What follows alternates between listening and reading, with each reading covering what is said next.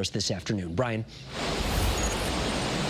Mark, unfortunately, it's actually started to rain here. That's one thing the town of Oxford doesn't want to see.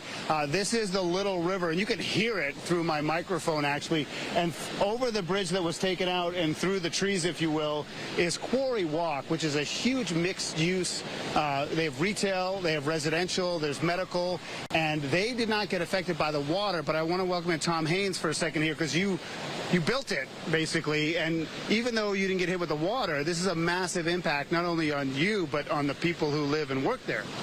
Yeah, Brian. Well, thanks for letting me get on and tell you a little bit about what's going on across the river.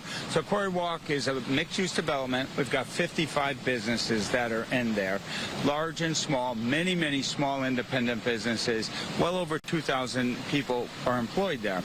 And we have residents of 162 apartments, so it's a big mixed-use development. And what was it like today? A ghost town. And unfortunately, fortunately, we survived with not a lot of damage. Water was at our doorstep and up the driveway, but the real devastation was out on 67.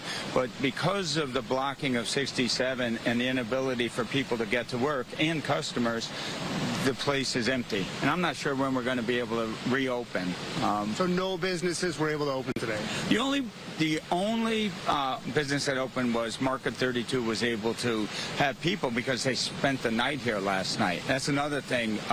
Once this hit, we were able to help a lot of the businesses and customers that were here. We had over 100 people that we found a place for them to sleep. In our apartments, people moved in with strangers, and the doors they opened up to let them in and stay.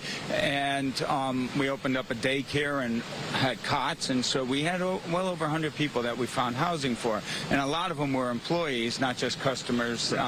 And so Market 32 was able to open today because they had some employees that had spent the night. Well, we appreciate the time and the insight. Again, Tom Haynes from Quarry Walk. And I think the key takeaway is there were some 2,000 employees who couldn't go to work.